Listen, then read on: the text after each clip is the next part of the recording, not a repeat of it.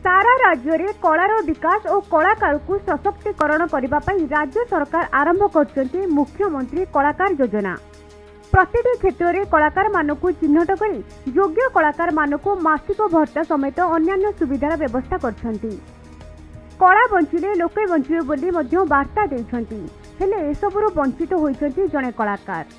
एमिति एक घटना घटी कलाहांडी जिला जयपाटना ब्लॉक बड़कलारा कोट गांव पंचायत अंतर्गत जामुझर गाँव में बास करती तिरिन नायक बयस 55 डेइलाणी।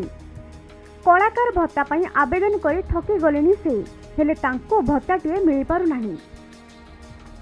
किशोर अवस्था कला को निज मार सम्मान दे पूजा कर आसुथिबा सह दीर्घ वर्ष धरी कला क्षेत्र में निजको नियोजित करथिले हे एथिप्रति प्रशासनर दृष्टि पड़ुनथिबा अभियोग होईछि। जणे खंजणी वादक रूपे विभिन्न मंचरे से तांको कला परिवेषण करछंती। सेथिरु से जहाँ रोजगार करती सेथिरु से निजर परिवार प्रतिपोषण करती। परिवार कहले स्त्री और 2 पुओ झियो, सेथिरु पुओ मध्य दिव्यांग। एपरि स्थल में बहुत कष्ट चलुछंती एमाने।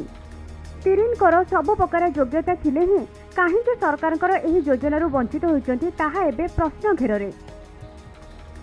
कलाहांडी धर्मगढ़ प्यारीलाल दुर्गा, कोणार्क न्यूज।